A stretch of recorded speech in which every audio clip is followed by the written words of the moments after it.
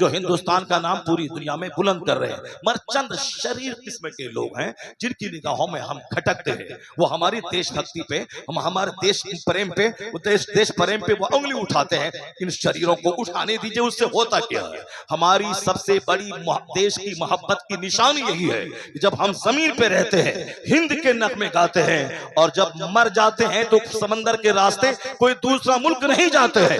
इसी हिंदुस्तान के कब्रिस्तान में दफन होकर मरने के बाद भी हिंदुस्तान ही में रहते हैं। हमसे बड़ा देश प्रेमी कौन हो सकता है? लुच्चे लफंगों के नाचने गाने से क्या हमारी हुब्बुल वतनी पे कोई उंगली उठ सकती है? नहीं उठेगी। हमें उससे कोई सनद नहीं चाहिए। हमारे बुजुर्गों ने साफ टंके की चोट पे कहा था, अमेरिका से अच्छा हिंदुस्तान हमारा, चाइना से अच्छा हिंदुस्तान हमारा, ब्रिटेन से अच्छा हिंदुस्तान हमारा, मलेशिया से अच्छा हिंदुस्तान हमारा, इंडोनेशिया से अच्छा हिंदुस्तान हमारा, यानी इन सारे जहां से अच्छा हिंदुस्तान हमारा। मुस्लिम है हम, वतन है सारा जहां हमारा। कहा था हम बुलबुल हैं इसकी, ये गुलसिता हमारा। बहैसियत मुस्लिम हमारा नारा ये भी था, चीनो अरब हमारा, हिंदुस्तान हमारा, मुस्लिम है हम, वतन है सारा जहां हमारा। मेरा पैदा करने वाला एक है, आसमान एक है, जमीन एक है, कुरान एक है, मेरे मुस्तफा एक है। पूरी दुनिया में एक नमाज, एक रोजा, एक हज, एक ज़कात, पूरी दुनिया में एक फितरा का सिस्टम, एक उश्र का निजाम, एक कानून ज़कात, एक कानून कुर्बानी, एक कानून निकाह, एक कानून तलाक। इस माना कर पूरी दुनिया हमारी है, हम खुदा के बंदे हैं। चीनो अरब हमारा, हिंदुस्तान हमारा, मुस्लिम है हम, वतन है सारा जहां हमारा। बहैसियत मुस्लिम सारी दुनिया हमारा मुल्क है, बहैसियत मुस्लिम सारी दुनिया हमारा मुल्क है, सारी दुनिया हमारी है, मेरे रब की बनाई हुई दुनिया है। हाँ, जो आदमी जहां रहता है वहां की मिट्टी से उसको प्यार होता है। दुनिया सब अल्लाह की बनाई हुई है, हम सारी दुनिया से मोहब्बत करते हैं, लेकिन चूंकि हिंदुस्तान की मिट्टी से हम पैदा हुए हैं, इसलिए हमारा यह मुल्क अमेरिका से अच्छा है, चाइना से अच्छा है, जापान से अच्छा है, बांग्लादेश से अच्छा है, पाकिस्तान से अच्छा है, दुबई से अच्छा है, कतर से अच्छा है, मलेशिया से अच्छा है। तो बहैसियत मुस्लिम एक मरकज है मक्का मदीना, और बहैसियत हिंदुस्तानी हमारी राजधानी दिल्ली है, और सारा हिंदुस्तान उस दिल्ली के इर्द गिर्द घूमता रहता है। इस तरह की बड़ी सोच किसकी होगी जो अमेरिका से वापस आने के बाद कहे हिंदुस्तान की सड़ी हुई गलियां अमेरिका के व्हाइट हाउस से बेहतर है, हिंदुस्तान की सड़ी हुई झोपड़ी लॉस एंजलिस के खरबों के मकान से बेहतर है। ये कोई नहीं बोलेगा। ये हिम्मत अगर किसी में है, ये हमारे उलमा बोलेंगे, ये हमारे मदरसे के प्रोडक्ट बोलेंगे, और हम ही इस देश के सच्चे सेवक हैं। अंग्रेजों को भगाने में जो रोल उलमा का रहा है, इनके फतवे का रहा है, इनकी हिम्मतों का रहा है, किसी दूसरे का नहीं रहा। हजार लोग टींग मारते रहे, मगर ये हजारों उलमा की लाशें जो दिल्ली की सड़कों के किनारे दरख्तों पे लटकी हुई थी, इन आलिमों का जुर्म क्या था? इनका जुर्म यही था कि इन लोगों ने अंग्रेजों के खिलाफ फतवा जिहाद दिया था, अंग्रेज को भगाने के लिए माहौल पैदा किया था। तो खून की नदी हमारी बहे, लाशें हमारी सड़े, और आज मसनूई देशभक्त सामने आ जाए और हिंद कहे कि आजादी में मेरा रोल रहा था। नहीं, हिंदुस्तान को आजाद करवाने में मैक्सिमम जिसकी मेहनतें रही वो उलमाए मदारिस हैं, जिन्होंने अंग्रेजों के भगाने का फतवा दिया था। तो खैर, हम कोई पॉलिटिकल आदमी नहीं है, हम एक धार्मिक आदमी, हम एक मजहबी आदमी, हम अपनी कौम को बुराई से बचाने का पैगाम देते हैं, हम अपनी कौम को अपनी वतन से मोहब्बत करने का पैगाम देते हैं, हम अपनी कौम को कुरान से, हदीस से, आलिमों से, मदरसा से, मस्जिद से, खानकाहों से जुड़ने का पैगाम देते हैं। न हमारा एम कोई सियासी है, न राजनीतिक, न पॉलिटिकल है, न हम किसी पार्टी से बिलोंग करते हैं। हम एक मजहबी आदमी हैं, मजहब की बात बोलते हैं, लेकिन कभी कभी उनके सवालात का जवाब भी देना पड़ता है, और उनकी दरीदा देहनी का इलाज भी करना पड़ता है, उनके कंफ्यूजन को दूर भी करना पड़ता है। अब जरा गौर से सुनिए, जॉन डेवनपोर्ट क्या कहते हैं? वो कहते हैं it must be owned that. मैं अपने बच्चों से मुखातब हूं, मैं अपनी कौम से मुखातब हूं, मैं अपने उलमा और समाज के आम लोगों से मुखातब हूं। मैं कोई जटिल सब्जेक्ट नहीं उठाया हूं, मैं सिर्फ ये बताना चाहता हूं कि मदरसे के एहसानात क्या है, इल्म का प्रचार और प्रसार सबसे ज्यादा किसने किया है, इस दुनिया को मॉडर्न बनाने में, साइंटिफिक बनाने में किसका रोल ज्यादा रहा है? जब तक लोग अपनी अहमियत नहीं समझेंगे, जब तक लोग मदरसे की अहमियत नहीं समझेंगे, नहीं मदरसा सिर्फ बाल बच्चों के माँ बाप के मरने के बाद चंद बच्चों को बुलाकर कुरान खानी कराने का के लिए टीम पैदा नहीं करता मदरसा।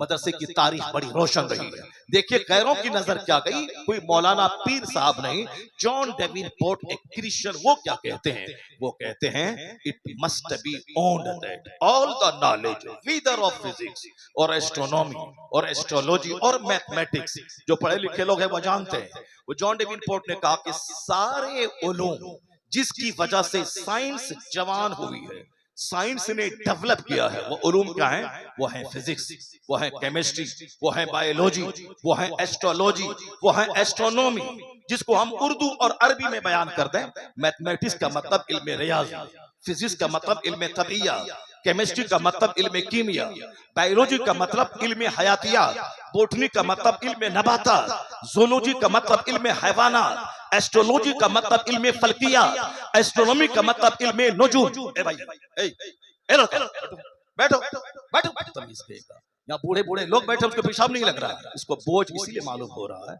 क्योंकि वो कॉमेडी सुनने आया था। मैं 4-4 घंटे खिताब करता हूँ, कोई कॉमेडी नहीं बोलता हूँ, कोई लतीफा नहीं ठोकता हूँ, कोई बगैर सरफिर की कहानी नहीं बोलता, चूंकि ये बच्चे आदी हो गए हैं, सिर्फ नात सुनने के आदी हो गए हैं, लतीफा सुनने के आदी हो गए हैं, कव्वाली सुनने के आदी हो गए हैं, अब बगैर सर पैर की कहानी सुनने के आदी हो गए। ये तहकीकी बात कहाँ से सुनेंगे, ये रिसर्च वाली बात कहाँ से सुनेंगे, ये अमल वाली बात कहाँ से सुनेंगे, ये कैसे सुनेंगे। इनकी बदअमली पे तनकीद की जा रही है, उसको मतली आती है, तो मतली नहीं आनी चाहिए। अगर कोई हमारी कमजोरी को इंडिकेट कर रहा हो, हमें कोई स्ट्रगल जद्दोजहद का रास्ता दिखा रहा हो, उसका एहसान मानना चाहिए। यह हमें ख्वाबे गफलत से जगाता है और हमें राह रास्ता दिखाता है। नारे तकबीर, नारे रिसालत। बहुत सारे बच्चे हैं, बहुत सारे हमारे बच्चे हैं जो सड़कों पे घूम रहे हैं। वो क्या आए थे, जलसा का मतलब मेला, जलसा का मतलब दूसरों की बहु बेटी को देखना, या दूसरों की बेटी को देखेंगे, इसकी बेटी को दूसरा देखेगा, या दूसरों की माँ को देखेंगे, इनकी माँ को कोई दूसरा देखेगा। इस हाथ से दें, उस हाथ से लें, टिट फॉर टैट, जैसी करनी वैसी भरनी। अभी एक मौलाना साहब बता रहे थे कि प्यार मोहब्बत की ताबीज देने वाला एक साहब लखनऊ का आमिर साहब था, प्यार मोहब्बत की ताबीज देता था दूसरों को, प्यार मोहब्बत की ताबीज 10,000 रुपए, 11,000 रुपए, 12,000 रुपए। पता चला कि उसकी बीवी समाज के दूसरे लड़कों के साथ भाग गई, और जिनके साथ भागी वो ताबीज उसी मौलवी से लिया था, उसी मौलवी से लिया था। किस तरह कैसे कैसे हालात दुनिया में हो गए। ये हमारे बच्चे जो बाहर घूम रहे हैं, आखिर क्यों जलसा में आए थे, क्यों मेला देखने के लिए आए थे? और जलसा सुनने आए हैं तो उसको जलसे में रहना चाहिए, आलिमों की बात सुननी चाहिए। रोजाना तो कॉमेडी देखता है, रोजाना तो फालतू बातें सुनता रहता है, रोजाना तो खेल तमाशे देखता रहता है। कभी कभी मदरसा अहले सुन्नत जामिया नौमानिया में इस जलसा साल में एक बार होता है, कभी कभी 2-2 साल में जलसा होता है। ये जलसा इसीलिए होता है ताकि साल भर की कारकर्दगी मदरसे की आपको सुनाया जाए, आपको दिखाया जाए, और फिर आपको मदरसे से करीब करके बताया जाए कि मदरसा क्या कर रहा है। बच्चे हाफिज बन के फारिग होंगे और आप इसी बहाने 2 घंटा बैठकर कुरान सुन लेंगे, कुरान की बातें सुन लेंगे। तो साल भर बच्चों को पढ़ाया है और एक दिन जलसा करवा के बच्चों के बाप के पढ़ाने का इंतजाम किया गया है। ये अजमत कुरान कॉन्फ्रेंस में आपके आने का मकसद यही है, एक दिन बैठकर अपना दीन सीखें, अपने दीन की बातों को जानें। जरा गौर से सुनिए जॉन डेविनपोर्ट क्या कहते हैं। वो कहते हैं ये सारे उलूम जिसकी वजह से साइंस जवान हुई है, अगला जुमला चौंका देने वाला। वो कहते हैं ये सारे उलूम अरबी मदारिस से लिए गए। कौन? मैं नहीं बोलता, मेरा पीर साहब नहीं कहता। हमारे पीर साहब को लड़ने से फुर्सत कहाँ है, हम पीर साहब को लड़ने से फुर्सत कहाँ है, और हमारे मौलवी साहब लोगों को चंदा से फुर्सत कहाँ है। तो फिर वो कहाँ तक की बातें करेंगे। अब चंदा करना भी जरूरी है, क्योंकि चंदा के बगैर मदरसा चलेगा कैसे। मालदार लोगों ने तो साहब वो समझ लिया है कि मौलाना साहब चंदा भी करें, मकान भी बनाएं, पढ़ाई भी करें और अपनी तनख्वाह कुछ चंदा करके लें, बाकी हम सदर सेक्रेटरी बने रहें, न मेरा हाथ मैला हो न पाँव मैला हो, मेरी सरदारी भी हाथ से न जाए। जब लोगों ने देखा कि साहब पहले मदरसा चलाने का मकसद ये था कि आलिम दीन आप मसनद पे बैठो, आप बच्चों को कुरान पढ़ाओ, बच्चों को तफसीर पढ़ाओ, तुम्हारे पास इल्म है तुम इल्म बांटो, मेरे पास दौलत है, मैं तेरा इंतजाम करूंगा, मैं मदरसे की तामीर करूंगा, मैं बच्चों के खिलाने का इंतजाम करूंगा। तो दोनों अपनी जिम्मेदारी निभाते थे कि मौलाना इल्म सिखाएं, मसनद पर बैठकर दरसे कुरान दरसे हदीस दें, बाकी समाज के जिम्मेदार लोग उस मदरसे का मेंटेन करेंगे, वो तामीर भी करेंगे, ज़कात और खैरात कलेक्शन करके मुदर्रिसिन की तनख्वाह भी देंगे, बच्चों के खाने का इंतजाम करेंगे। उनके पास दौलत है, वह दौलत लुटा के दीन बचाएंगे। इनके पास इल्म है, यह इल्म लुटा के दीन बचाएंगे, या इल्म की खैरात तकसीम करेंगे। बहुत अच्छे ढंग से चलता था।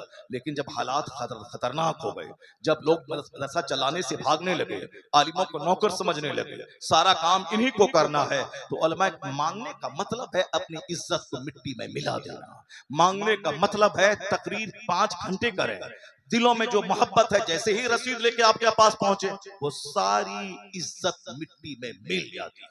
क्योंकि जो आदमी मुझसे मिलना चाहता है, जो मेरी गुफ्तगू सुनकर हाथ चूमना चाहता है, मेरी पेशानी चूमना चाहता है, कैसे तुम ऐसी ऐसी बातें बोलते हो, वो जो आदमी पेशानी चूमना चाहता है और जहां मैं उससे कुछ मांग लेता हूं वो अपना दरवाजा बंद कर लेता है, वो भाग जाता है। साहब ये भी दूसरे लोगों की तरह मांगना शुरू किया।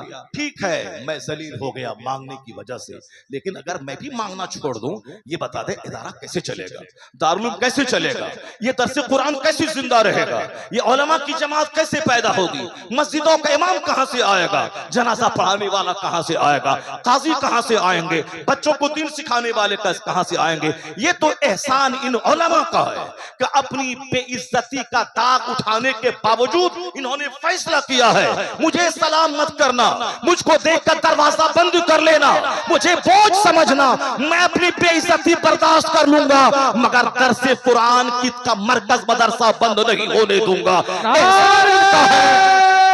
तकबीर, नारे रिसालत, मसलके आला हजरत, अज़मत कुरान कॉन्फ्रेंस।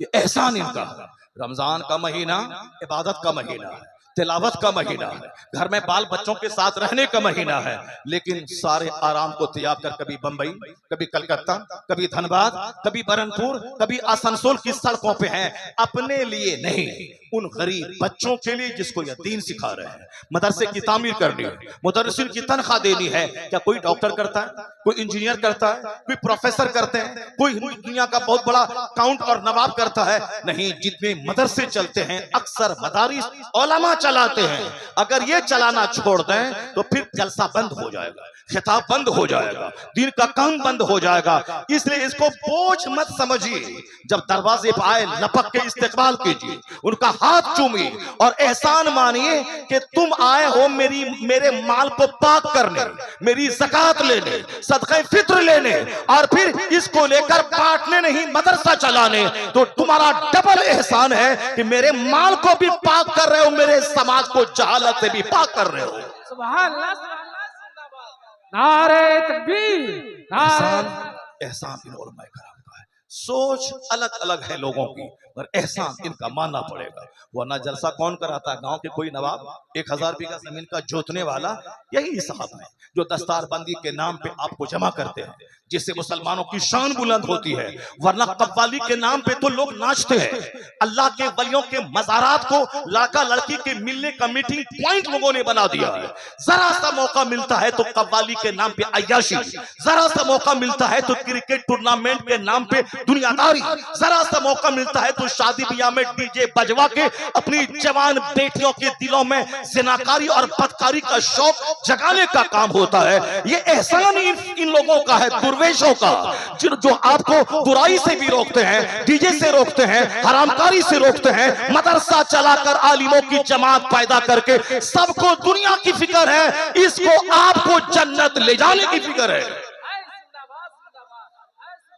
सबको दुनिया की फिक्र है, इनको आपको जन्नत ले जाने की फिक्र है, आपको जन्नत ले जाने की फिक्र है। कभी आपने देखा नेता को वोट नहीं देंगे तो वो आपके चलाने की बात करेगा, आपके मोहल्ले की सड़कें नहीं बनाएगा क्योंकि आपने वोट नहीं दिया है।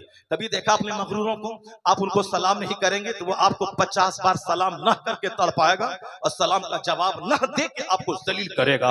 लेकिन एहसान इन फकीरों का मानिए, अगर आप कह दें कि आज असर के बाद आपकी इमामत खत्म, दूसरा इमाम आएगा, जुमा के दिन, मगर ये जुमा के दिन उसको मालूम है असर के बाद मैं बोरिया बिस्तर लेके मस्जिद से जाऊंगा, मेरी जगह छूटने वाली है।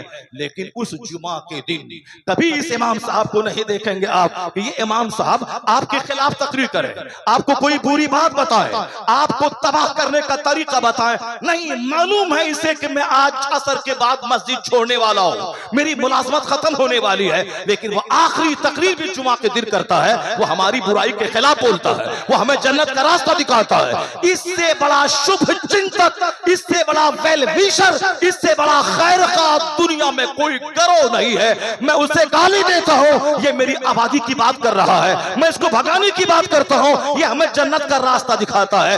ये हकीकी शुभ चिंतक अगर कोई जमात है तो वह जमात उलमा। नारे तकबीर, हकीकी नारे रिसालत, उलमाए अहले सुन्नत, आलिमों की जमात है। अब जरा गौर से मेरी बात सुनिए, डॉक्टर जॉन डेवनपोर्ट क्या कहते हैं? वो कहते हैं आज जो साइंस जवान हुई है, इसकी जवानी में फिजिक्स का हाथ है, केमिस्ट्री का हाथ है, जूलॉजी का हाथ है, बॉटनी का हाथ है, एस्ट्रोलॉजी का हाथ है। चूंकि मैंने अंग्रेजी लिटरेचर मैंने पोस्ट ग्रेजुएशन किया अंग्रेजी में, अरबी फारसी उर्दू में नहीं, अंग्रेजी में। मुझको मालूम है कि कॉलेज में क्या होता है।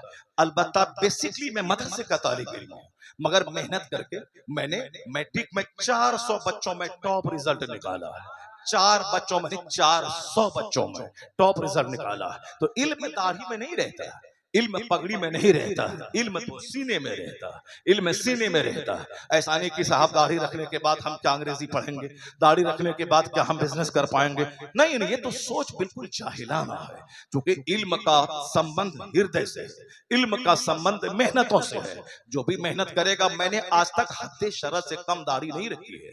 हद्दे शरअ यानी एक मुश्त रखना, एक मुश्त से आगे दाढ़ी बढ़ जाए उसको कटा लेना चाहिए, क्योंकि एक मुश्त से आगे दाढ़ी जितनी लंबी होती जाएगी अक्ल घटती चली जाएगी। बहुत सारे लोग हैं दाढ़ी लंबी रखते हैं, यहां तक कमर तक रखते हैं, जितनी दाढ़ी लंबी होगी अक्ल घटती चली जाएगी। इसलिए यकमुश्त से आगे दाढ़ी जाए उसको काट लेना चाहिए। और सुन्नत यही है यकमुश्त दाढ़ी रखना। यकमुश्त दाढ़ी रखें, अक्ल स्ट्रांग रहेगी, आपकी कुव्वते मर्दानगी भी आपकी जबरदस्त रहेगी। क्योंकि दाढ़ी के बाल का संबंध कुव्वते मर्दानगी से बहुत ज्यादा है, कुव्वते मर्दानगी से बहुत ज्यादा है। अगर आप दाढ़ी मूंढते हैं तो समझ लें कि आप अपनी मर्दानगी की ताकत को अपने हाथ से गंवा देते हैं। मैंने पढ़ा था आज से 20 साल पहले, एक बहुत बड़े हकीम ने कहा था कि जो दाढ़ी मूंढता हो, उनका बेटा मूंढता हो, उनका पोता मूंढता हो, पोते का बेटा मूंढता हो, उसका पोता मूंढता हो, 6 नस्ल तक अगर ये दाढ़ी मूंढी जाती रही तो 7वीं नस्ल का बच्चा हिजड़ा और नामर्द पैदा होगा।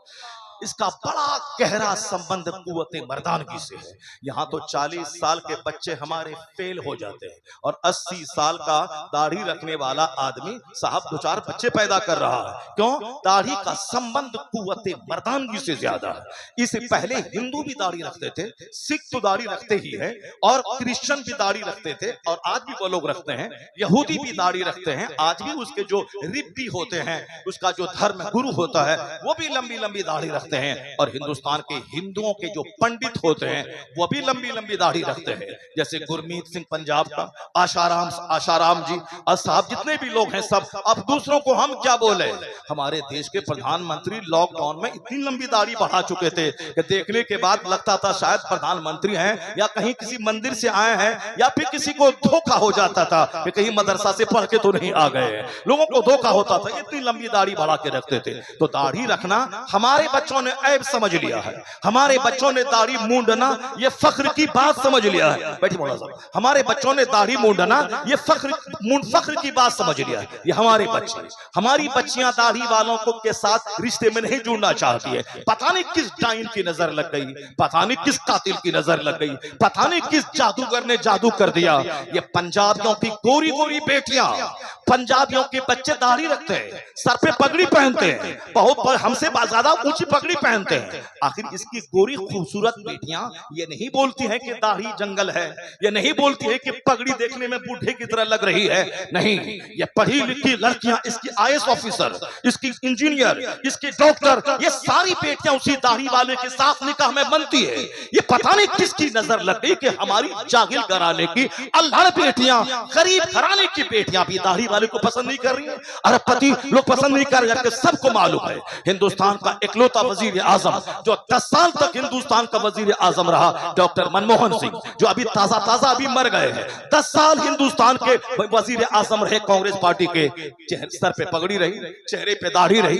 डॉक्टर मनमोहन सिंह के अलावा ज्ञानी जैन सिंह जो हिंदुस्तान के बड़े ओहदे पर फाइज रहे, बूटा सिंह जो गृह मंत्री कभी रहे, और आज भी कर्नल विक्रम सिंह जो फौज का एक जनरल है, उसके चेहरे पे दाढ़ी है, सर पे पगड़ी है। मैं ये कहता हूं, एक कौम मुस्लिम के नौजवान बच्चे जब सिख पगड़ी दाढ़ी पहनकर ये कर्नल बन सकते हैं, प्राइम मिनिस्टर बन सकते हैं, या प्रेसिडेंट बन सकते हैं, या गृह मंत्री बन सकते हैं, और डीएम बन सकते हैं, तो तुम सुन्नते रसूल को मूंड कर कौन सा बड़ा कारनामा अंजाम देना चाहते हो? अगर तुमने सुन्नतों के मुताबिक दाढ़ी रखी और इस्लाम के कानून के मुताबिक सर पे टोपी सजाई और तुमने मेहनतें की, इनके पास मेहनत है, खुदा की रहमत नहीं है, उनके पास मेहनत है, बुजुर्गों की दुआ नहीं है। अगर तुमने मेहनत की उसकी तरह सुन्नत पे अमल किया तो तेरे पास मेहनत भी रहेगी, मुस्तफा की रहमत भी रहेगी, खुदा की अता भी रहेगी, बुजुर्गों का फैजान भी रहेगा। दूसरी कौमें तरक्की बाद में करेंगी और हर फील्ड में मुस्तफा का गुलाम आगे आगे रहेगा। नारे तकबीर, नारे रिसालत, मसलके आला हज़रत जिंदाबाद। पता नहीं किसकी नजर लग गई, किसने हमको बुरी नजर लगा दी, किसने हमारी बच्चियों की सोच को खत्म कर डाला। तो हम नहीं सुनते हैं कि एक सिख की बच्ची वो साहब अपने मजहब को छोड़ के गैरों के साथ भाग गई। हम नहीं सुनते कभी साहब मुशरिक की एक बेटी अपना मजहब त्याग कर वगैरों के साथ चलेगी। ऐसा अगर होता भी है कभी कभार, मगर लगातार ये हालात इस तरह पैदा हो गए हैं, पढ़ी लिखी बेटियां साहब खैरों की गोद में जाके वो दीन ईमान का सौदा कर लेती हैं। इसका सारा जिम्मेदार वो घर का माहौल है, माँ बाप है। जब बार बार हम ये बोलेंगे वो इंजीनियर बन गया करोड़ों कमा लिया, वो डॉक्टर बन गया अरबों कमा लिया, वो IAS ऑफिसर बन गया खरबों कमा लिया, वो बंबई में फैक्ट्री डाल दी अरबों कमा लिया, तो हमारे छोटे छोटे बच्चे जो मेरे आंगन में पलते हैं, वो छोटे छोटे बच्चों के दिमाग में इसका असर ये पड़ेगा कि दौलत कमाना यही सबसे बड़ी चीज है, मकान बनाना यही मकसद हयात है, फॉर्च्यूनर खरीदना यही मकसद हयात है। चाहे सट्टा जुआ खेल के खरीदें, चाहे झूठ बोल के खरीदें, चाहे दूसरों को ठग के खरीदें, चाहे दूसरों की जमीन पे कब्जा करके खरीदें, चाहे डकैतों का एक ग्रुप बना के चोरी डकैती करके हम खरीदें, माल खरीदना है। क्योंकि हमारे घर में यही जुनून पैदा किया जाता है। मगर राजस्थान में एक गांव है, जब उत्तर प्रदेश में, जिसकी आबादी 200 है, उस 200 की आबादी में 70 बच्चे IAS ऑफिसर है। वहां की लड़कियां सड़कों पे नजर नहीं आती है, क्योंकि वहां यही चर्चा होता है, वो IAS ऑफिसर बन गया तुझे भी बनना है, वो IPS ऑफिसर बन गया तुझे भी बनना है। ये माँ बाप अपने बच्चों के दिमाग में IAS बनने का नशा डालते हैं, और हमारे घरों में पता नहीं किसकी नजर लग गई, वो दौलत बना लिया, वो मॉल खरीद लिया, वो मार्केटिंग कम्प्लेक्स बना लिया, वो घर बना लिया, वो जमीन खरीद ली, वो 10 एकड़ प्लॉट खरीद लिया, उन्होंने कम्प्लेक्स बना दिया। इसका नतीजा ये होता है दीन मजहब की बातें साइड में हो जाती हैं और बच्चों के दिमाग में दौलत कमाने का जुनून चढ़ जाता है। जबकि कुरान करीम में जगह बजगह दुनिया की इतनी मसम्मत की गई है कि एक जगह कुरान करीम में कहा गया है कि वलौला अयकुन अन्नास उम्मतन वाहिदा ला जअलना लिमन यकफुरु बिर्रहमान लिबुयूतिहिम सुक़ुफन मिन फिद्दा व मआरिजा अलैहा यज़हरू व लिबुयूतिहिम अबाबन व सुररन अलैहा यत्तक़ून व ज़ुख़रुफ़ा। अल्लाह फरमाता है अगर ये सारे लोगों के एक प्लेटफॉर्म पे आने का अंदेशा ना होता, यानी दुनिया के सारे लोगों के काफिर होने का चांस नहीं होता, तो हम अपने बागियों को, अपने दुश्मनों को, अल्लाह कहता है जो अल्लाह को नहीं मानता वो अल्लाह का दुश्मन, अल्लाह कहता है मैं अपने दुश्मनों को, मैं अपने मुनकिरों को, जो मेरा इनकार करता है कि अल्लाह नहीं है, अल्लाह है इसका इनकार करता है, मैं अपने मुनकिरों को इतनी दौलतें दे देता कि उनके मकान की छत में चांदी की बना देता, उनके मकान की छत मैं चांदी की बना देता, उनके मकान की सीढ़ियां व मारिजा अलैहा यज़हरून, सीढ़ियां मैं चांदी की बना देता जिस पर यह मुशरिक, ये काफिर चढ़ करके छत पे जाते।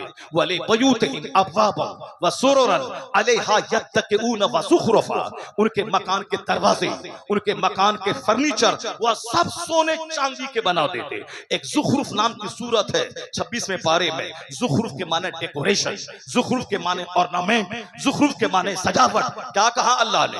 अगर हम ऐसा कर देते तो दुनिया के सारे लोग काफिर हो जाते, सारे लोग मुशरिक हो जाते। जाहिर सी बात है, जब काफिरों के मकान की छतें चांदी की बन जाती तो सारे लोग उसी को सच मान के काफिर हो जाते। अल्लाह कहता है अगर ये बात नहीं होती तो मैं अपने बागियों को इतनी दौलत देता, उनके मकान की छतें चांदी की बना देता। मगर आगे अल्लाह कहता है वइन कुल्लु ज़ालिका लम्मा मताउल हयाती दुनिया, अल्लाह कहता है अगर हम ऐसा कर भी देते, सोने चांदी का घर बना भी देते, तो कितने दिन तक उस घर में रहेगा? 70 साल, 80 साल, 90 साल, जो अल्लाह के नजदीक 1 मिनट है। और अल्लाह आगे फरमाता वल आखिरतु इंद रब्बिका लिल मुत्तकीन, यानी मरने के बाद जो आखिरत है, जहां का एक दिन 50,000 साल के बराबर है, वहां सोने चांदी की ईंट से बनी हुई जन्नत, हूरो गिलमान, शहद की दूध की पाकीज़ा नहरें, वहां 70-70 हजार गिलमान चांदी की तरह चमकते हुए नौकर गुलाम। वह किसके लिए है?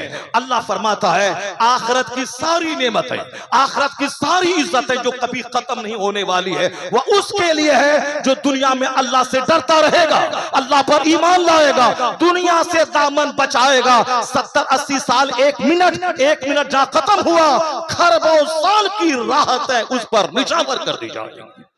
इस आयत करीमा के बयान करने का मतलब क्या होगा? अल्लाह ये फरमाता है कि तुमको दुनिया का गुलाम नहीं होना, तुमको दुनिया के पीछे पागल नहीं होना है। तेरा मतमहे नजर जन्नत है, तेरा मकसद हयात जन्नत पाना है, तुझे इस दुनिया को आखिरत की खेती समझना है। और सुनिए हुजूर ने क्या फरमाया, आका अलैहिस्सलाम फरमाते हैं लौ कानत दुनिया इंदल्लाहि जनाह बऊदा, अगर ये दुनिया अल्लाह के नजदीक मच्छर के पर के बराबर भी इसका कोई महत्व होता,